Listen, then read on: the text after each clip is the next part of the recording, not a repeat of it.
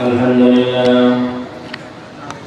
لله نحمده ونستعينه ونستغفره ونعوذ بالله من شرور أنفسنا ومن سيئات أعمالنا من يهده الله فلا مضل له ومن يضلله فلا هادي له ونشهد أن لا إله إلا الله وحده لا شريك له ونشهد أن سيدنا ونبينا وشفيعنا وحبيبنا ومولانا محمد صلى الله تعالى عليه وأصحابه أجمعين.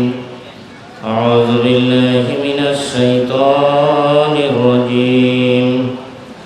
بسم الله الرحمن الرحيم. إن رحمة الله قريب من المحسنين وما أرسلناك إلا رحمة للعالمين. ما كان محمد أبا أحد من رجالكم ولكن رسول الله وخاتم النبيين وكان الله بكل شيء عليما. إن الله وملائكته يصلون على النبي يا أيها الذين آمنوا صلوا عليه وسلموا تسليما. اللهم صل على سيدنا محمد وعلى آل سيدنا مولانا.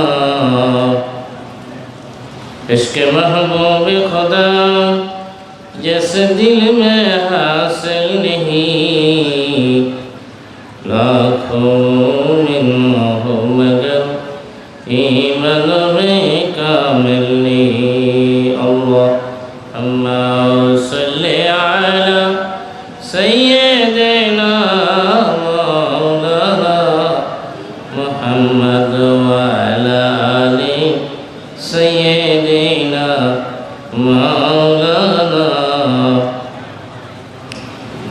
আলহামদুলিল্লাহ রাজালিক। সময় অনেক সংক্ষেপ। আল্লাহ পাকের অসংখ্য শুকরিয়া প্রশংসা যে মহান আল্লাহ আমাদেরকে এই মহতী মাহফিলে আসার সুযোগ দিয়েছেন মহান মুর্শিদ কেবলার দরবারে। আর সর্বশ্রেষ্ঠ দরুদ বর্ষিত হোক তার পিয়ারা হাবিব ইমামুল মুরসালিন রাহমাতাল লিল আলামিন শাফিউল মুজনিবিন নবী মুহাম্মদ রাসূলুল্লাহ সাল্লাল্লাহু আলাইহি ওয়াসাল্লামের প্রতি তৎসহ অন্যান্য আম্বিয়া আলাইহিমুসসালাম মুকাররামিন ফেরেশতাবৃন্দ তামাম সাহাবায়ে কেরাম সমস্ত ওলিয়া উলিয়া গাউস কুতুব আল্লাহ পাকের যত প্রিয় বান্দা বান্দিগণ এই দুনিয়া থেকে চলে গেছেন তাদের সকলের প্রতি আল্লাহ পাকের অশেষ রহমত ও বরকত অবিশ্রান্ত ধারায় কিয়ামত পর্যন্ত বর্ষিত হতে থাক। সবাই বলি আল্লাহুম্মা আমিন। মূল যেটা কাজ আমাদের সবসময় আল্লাহর স্মরণে থাকা, আল্লাহর জিকিরে থাকা। এই পৃথিবীতে সবচেয়ে যেটা আমার কাছে যেটা মনে হয় সবচেয়ে কঠিন কাজ নিজে শুদ্ধ মানুষ হওয়া, নিজে ইসলাহ হওয়া। তার চেয়েও আরও বেশি কঠিন কাজ যারা খলিফা হুজুর বিশুদ্ধ মানুষ তৈরি করা, কামেল ইনসান বানানো। ওয়াজ তো অনেক আমরা অনেক শুনি, আমাদের মহান মুর্শিদ আব্বা হুজুর কেবলা রহমতুল্লাহ অনেক ওয়াজ আছে না? ওয়াজ শুনে আমাদের পরিবর্তন কতটুকু হচ্ছে? কিভাবে হবে পরিবর্তন?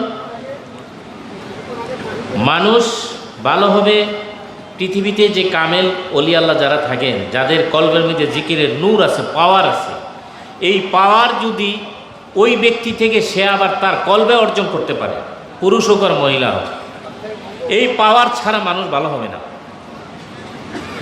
আর এই পাওয়ার অর্জন করতে গেলে ওই ব্যক্তির সাথে গভীর ভালোবাসার মহব্বতে আবদ্ধ হইতে হয় এবং তার পূর্ণ অনুসরণ করতে হয়। যেজন যাহার প্রেমে অনুরক্ত হয় সে তাহার অনুগত হবে নিশ্চয়। বক্তব্য শরীফ। আর বক্তব্য শরীফ যারা পড়েন, ইমামে রব্বানি মুজাদ্দিদ আল ফেসানি শায়েখ আহমদ ফারুকি সেরহিন্দি রহমতুল্লাহ আলাইহি অনেক জায়গায় বলছেন, যারা মুস্তাফা সাল্লাল্লাহু আলাইহি সাল্লামের দৃঢ় সুন্নতের অনুসরণকারী তাদের প্রতি সালাম। এই এক লাইন কথা কি বুঝতে পারছেন? মুস্তাফা সাল্লাল্লাহু সাল্লাম কে? আমাদের নবী মুহাম্মদুর রাসূলুল্লাহ সাল্লাল্লাহু সাল্লাম। এখন সুন্নতের দৃঢ় অনুসরণ, এটা আল্লাহ পাকের দয়া। তারপরে আপনি কতটুক হিম্মত নিছেন, কতটুক আপনি আপনার পীর মুর্শিদের অনুসরণ করেন। যে যেই পরিমাণ অনুসরণ করেন সেই পরিমাণেই আপনি ফয়েজ পাবেন। তাইলে পূর্ণ অনুসরণ ছাড়া পরিপূর্ণ ফয়েজ নিয়ামত পাওয়া যাবে না। আর পৃথিবীতে বাস্তবতাটা যেটা, আমাদের দেশে মশহুর বড় বড় দরবার, সেখানেই লক্ষ লক্ষ লোক বেশি, তাই না? দেখবেন লাখ লাখ মুরিদান তারার আছে। এই মুরিদানগুলো কি ইসলাহ হয় কিনা, সংশোধন হয় কিনা, তাদের কল্প এবং নফস পরিশুদ্ধ হয় কিনা, এবং আব্বা হুজুর চলে যাওয়ার পর আমরা যারা আছি এখন, আমাদের কি অবস্থা? আমরা কি আমাদের মহান মুর্শিদ আল্লামা মামুনুর রশিদ রহমাতুল্লাহর পূর্ণ সুন্নতের অনুসরণ করতেছি কিনা? যে যতই দূর থেকে আসেন, কষ্ট করে আসেন, এখানে আইসেও আমরা দেখি বাস্তবতাটা কি। এখান থেকে এই দোকানপাটে কি জরুরি আজকে? একমাত্র খাওয়া দাওয়া, পায়খানা প্রস্রাবের হাজত ছাড়া মাহফিল থেকে ওঠার কি দরকার? তরিকাকে মামুনুর রশিদ রহমত এত ভালোবাসেন, ওনার এক একজন খলিফা এক একজন নক্ষত্রের মতো, এক একজনের কথার তাসির এক এক রকম, ফয়েজ নিয়ামত এক এক রকম। এই মহা নিয়ামত আবার হায়াতের সামনে হয়তো অনেক খলিফা হুজুর থাকবেন না, আপনিও থাকতে না পারেন। মূল্যবান যেটা কাজ, যারা আব্বা হুজুরের খাস তাওয়াজ্জু প্রাপ্ত, যাদের কল্প দুনিয়ার হিংসা, বিদ্বেষ, অহংকার, লোভ, লালসা মুক্ত, ওই রকম ব্যক্তির সহবত ছাড়া সত্য মানুষ হওয়া যাবে না। এবং এই ভালোবাসার পরিপূর্ণতা কি? আপনি যদি এত বছর হয়েছে মুড়ি দিয়েছেন, দেখা যায় আপনার দাড়ি ঠিক নাই, পোশাক ঠিক নাই, ব্যবহার ঠিক নাই, শরীয়ত ঠিক নাই, নামাজ ঠিক নাই, তা আপনি কি মুর্শিদ কেবলাকে পূর্ণ ভালোবাসেন? সবাইকে জিজ্ঞেস করলে সবাই, পুরুষ মহিলা, আরে কত ভালোবাসি আব্বা হুজুরকে, নবীজিকে ভালোবাসেন, কত ভালোবাসি। তা আব্বা হুজুর কষ্ট পায়, নবীজি কষ্ট পায়, এইরকম আমল আপনি কিভাবে করেন? সম্ভব এটা? তা কাজেই এই শয়তানের ওয়াসওয়াসা ধোঁকা থেকে ফিরে আসতে হইলে দৃঢ়তার সাথে, হিম্মতের সাথে আব্বা হুজুরের পূর্ণ অনুসরণ করতে হবে। এবং তার পূর্ণ অনুসরণকারী খলিফা যারা, আসলে আব্বা হুজুর কাবলা রহমতুল্লাহ আলাই যে কত বড় মহান আল্লাহর ওলি ছিলেন, একেবারে স্পষ্ট যেই কথাগুলা, যেমন হাকিম আহমেদের লাইব্রেরিতে একদিন সামনে ছিলাম, তখন আমি কুমিল্লা একটা মসজিদে দায়িত্ব পালন করতাম। আব্বা হুজুর বলেন, দেখো কুমিল্লাতে কেউ যদি তোমার এখানে লোক বায়াত হইতে আসে, এই নিজের তওবার নিয়তটা আগে করো, এরকম যাতে মনে না আসে যে যিনি তওবা করতেছেন সে হইল গুনাহগার, আর যিনি তওবা পড়াচ্ছেন, যিনি বায়াত করাচ্ছেন সে হইল ওলি, সে হইল নেককার। যিনি তওবা পড়াবেন তিনি মনে মনে এই নিয়ত করতে পারবেন না যে আমি হইলাম আল্লাহর ওলি, পাওয়ারফুল, আর সে হইল গুনাহগার। বরং সুন্নত নিয়তটা কি হবে?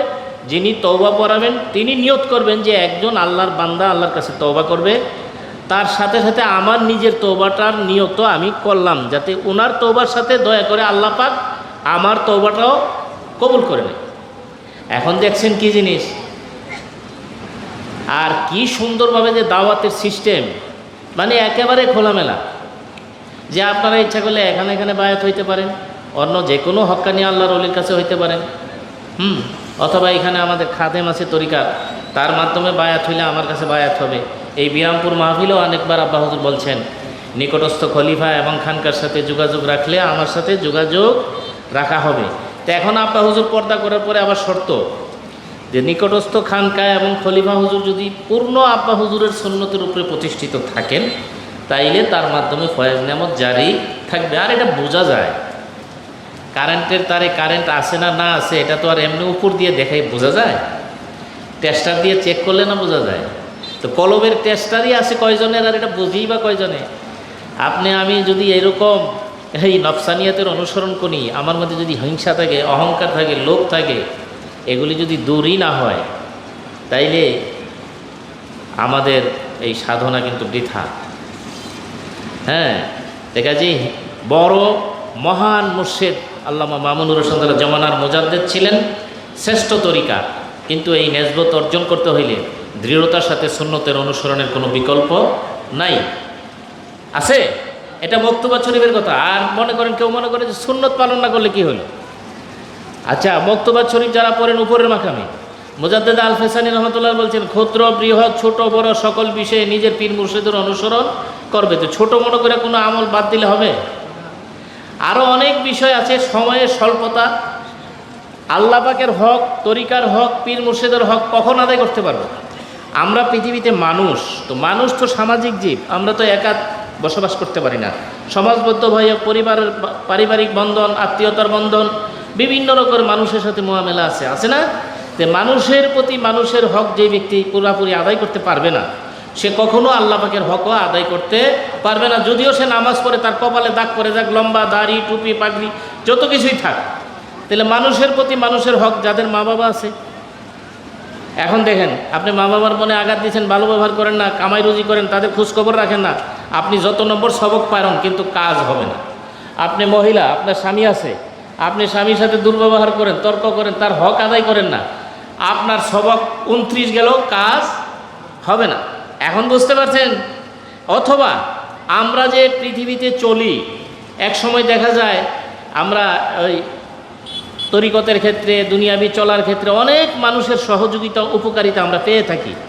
এখন আমি একটা ভালো পজিশনে চলে গেছি, বা আমরা বা কেউ ভালো পজিশনে যাওয়ার পরে যখন আমার অবস্থা খারাপ ছিল, বা যখন আমি তরিকা বুঝি নাই, যার অবদান আমার পিছে আছে, তাকে এখন আর মূল্যায়নই করি না, তাকে দেখলে কথাও বলি না, সালাম কালামও দিই না, মুখ ফিরাই না। তো এইটা কি কৃতজ্ঞতা হলো? আর তরিকা তো করলেও আদব, আর বেআদব কখনো আল্লাহ পর্যন্ত পৌঁছবে না। আমার কথা বলার ছিল অনেক, কিন্তু অনেক লোক, অনেক খাদেমরা আছেন, তো সবার কথাই তো আমাদেরকে শুনতে হবে। হিম্মত নেন মনের মধ্যেই, মনে মনে মন খাইয়া তৃপ্তি হলে হবে না, পাগলের সুখ মনে মনে। আমার সবক পার হয়ে গেছে, আমি খলিফা হয়ে গেছি, আমি অমুক হয়ে, খলিফা হওয়া তো আরও ভয়ঙ্কর ভয়ের কারণ। আব্বা হুজুরের আমলে আমরা, আমাদেরকে যাদেরকে আব্বা হুজুর এজাজত দিচ্ছেন, ভয়ে তটস্থ হয়ে যেতাম আমরা। কারণ এটার ব্যাপারে বলা আছে যে এই দায়িত্ব মাথায় নিলে, আব্বা হুজুরের একটা বই আছে, তুমি তো মুর্শিদ মহান, এটার মধ্যে আছে যে এটা পাহাড় মাথায় নিলে স্বস্তির অবকাশ আছে, কিন্তু এই দায়িত্ব এত কঠিন। এখানে চুলচেরা যদি কেউ বেশকম করে, আমানতের খেয়ানত করে, যেটা মামুনুর রশিদ রহমতুল্লাহ যেই সিস্টেমে করেন নাই, সে যদি নিজের থেকে মন গড়া এরকম কিছু করে, তাইলে আর ফয়েজ নেয়ামত থাকবে? আর তার আখেরাতের কি উপায় হবে? একজন মানুষ, একজন সাধারণ সালেক ফল্ট করলে সে একা ক্ষতিগ্রস্ত হবে, আর একজন খলিফা হুজুর, একজন পীর মুর্শেদ, তিনি যদি ফল্ট করেন, ভুল করেন, তার সাথে পুরা দল কি ক্ষতিগ্রস্ত হবে না? এবং এই কথাগুলো আব্বা হুজুর আমাদেরকে সরাসরি হাকিম আমাদের এমনভাবে বলছেন যে, দেখো, আমি যেইভাবে তোমাদেরকে তরিকা প্রচার প্রসারের নিয়ম কানুন শিক্ষা দিচ্ছি বা যেভাবে করছি, অবিকল এইভাবে না করে যদি এর মধ্যে বিন্দু পরিমাণ, চুল পরিমাণ এদিক সেদিক করো, তাইলে কেয়ামতের দিন আল্লাহ পাকের দরবারে তোমাদের বিরুদ্ধে আমি বাদী হব, তোমাকে উদ্ধার করার জন্য নয়। কঠিন অবস্থা, এটা আল্লাহ পাকের খাস দয়া। যালিকা ফাদলুল্লাহি ইউতিহি মাইয়াশাউ ওয়াল্লাহু যুল ফাদলিল আযীম। এটা আল্লাহ পাকের নিছক অনুগ্রহ এবং দয়া, তিনি যাকে ইচ্ছা তাকে এই মহা নিয়ামত দান করেন। এই নিয়ামত আমরা যাতে আমাদের থেকে হস্তচ্যুত না হয়, আমরা যাতে ক্ষতির মধ্যে না পড়ি, তাইলে আমরা যারা পুরাতন লোক, আমরা আমাদের পীর মুর্শিদের সকল আমল নিয়ম কানুন দেখি নাই, কি যারা পুরাতন দেখেন নাই, তাইলে নিজের মধ্যে হিম্মত আনেন, ভয় আনেন, কে কখন চলে যাব। যেই ভয়ানক ফেতনা পৃথিবীতে, ইমান তো এমন একটা কঠিন অবস্থা হয়ে দাঁড়াইছে, ওলামায়ে সৌ ভণ্ড পীর নামদের সয়লাভ হয়ে গেছে পৃথিবী। তাই হয়েছে না, যেটা হাদিস শরীফে আছে মেশকাত শরীফের, যে নবীজি বলছেন অচিরিয়ে এমন একটা জমানা আসবে যে ওই জমানার মসজিদগুলো হবে প্রাসাদ সদৃশ, এবং বাহ্যিক দিক দিয়ে মনে হবে এগুলি খুব আবাদ হচ্ছে, মাসাজিদিহুম আমিরাতুন ওয়া খারাবিম মিনাল হুদা, কিন্তু আসলে সেই মসজিদ, সেই মুসল্লিগুলা কি হবে? হেদায়েত থেকে মাহরুম হবে, বঞ্চিত হবে। এবং আকাশের নিচে ওই জমানার আলেমগণ হবে সৃষ্টির মধ্যে সবচেয়ে নিকৃষ্ট, তাদের মাধ্যমে বিভিন্ন ফেতনা ফাসাদ ছড়াই পড়বে। আর যারা মোবাইল ব্যবহার করি, এই বিভিন্ন চ্যানেলে মাহফিল টাফিল শোনেন, আমার আহ্বান, অনুরোধ, যেহেতু আমরা আব্বা হুজুরের রুহানি সন্তান, একের প্রতি আমাদের হক আছে, আপনাদের প্রতি আমারও হক আছে। বিভিন্ন চ্যানেলের বিভিন্ন এলোমেলো অন্যদের ওয়াজ শুনবেন না, একবার দুইবার তিনবার শুনে আমি দেখতেছি এরকম মানুষের ইমান আকিদা নষ্ট হয়ে যায়, হালকা হয়ে যায়। যেটা আমাদের হাকিমাবাদ চ্যানেলে আছে বা আমাদের আব্বা হুজুরের রঙ্গে রঞ্জিত যে খলিফা হুজুর আছে, শুধু তাদের কথা শুনবেন। পরামর্শ ঠিক আছে না? আমার আপনার মহা সম্পদ আছে, আমার কাছে মনে করেন যে 1 কোটি টাকার জিনিস আছে, আমি 100 টাকার জিনিসের জন্য ওইদিকে দৌড় দিব কেন? যাকে বোঝানো যায় তাকে ইঙ্গিতেই বললাম আর কি। আরে এত বড় মহান তরিকার নেসবতের সাথে সম্পৃক্ত হওয়ার পরে ডানে ভাবে তাকানোর দরকার আছে? তাকাইলে ক্ষতিগ্রস্ত হবেন, এই জন্য বলছি তাকাবেন না। দৃঢ়তার সাথে মহান মুর্শিদ আল্লামা মামুনুর রশিদ রহমতুল্লাহ আলাইহির পূর্ণ সুন্নতের অনুসরণের চেষ্টা করবেন। তিনি মাদ্রাসায় লেখাপড়া করেন না, সার্টিফিকেট নেন নাই, কিন্তু আলহামদুলিল্লাহ তার পড়া, তেলাওয়াত, তার ধ্যান জ্ঞান কোন লাইনে বলবেন আপনি? আপনি বলেন তাফসির, হাদিস, ফিকহ, ইতিহাস, বালাগাত, মান্তিক, ভৌগোলিক, রাজনৈতিক। আমরা তো ওনার সহবতে বসছি। আল্লাহ পাক ওনাকে এত জ্ঞান দিয়েছেন, এত কিছু জানা শোনার পরেও ওনার নিজের যে অভিব্যক্তি ছিল, ওনার নিজের সম্পর্কে ওনার যে ধারণা ছিল, ক্যাম্বোডিয়াতে উনি সরাসরি বলছেন যে দেখো, আমি যে তোমাদেরকে নসিহত করছি, আমার আমলও তো এখনও পুরোপুরি দুরস্ত হয় নাই, আমিও সাধনায় নিয়োজিত আছি। আর যদি আমার আমল পুরাপুরি দুরস্ত হতো তাহলে দলে দলে লোক ইসলাম গ্রহণ করতো। আমি তো ঠান্ডার আকাশ থেকে বললাম, জীবনের শেষ পর্যায়ে এসে নিজের সম্পর্কে অকপটে এত ক্ষুদ্রতা উনি প্রকাশ করলেন। আর আমরা কি ভাবি?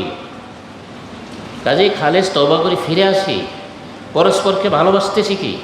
ভালোবাসা এমন একটা আলো, যেই আলোয় আলোকিত হইলে মানুষ সব মাখলুককে ভালোবাসতে পারে।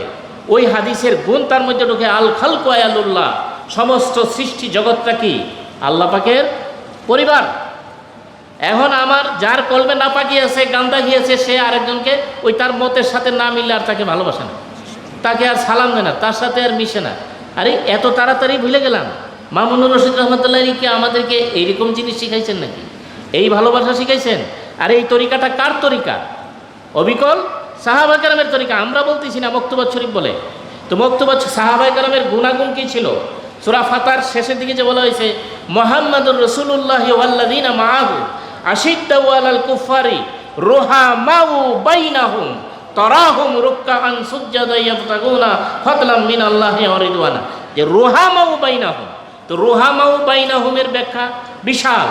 বাংলা অর্থ, তারা পরস্পরের প্রতি সবাই খুব সহানুভূতিশীল।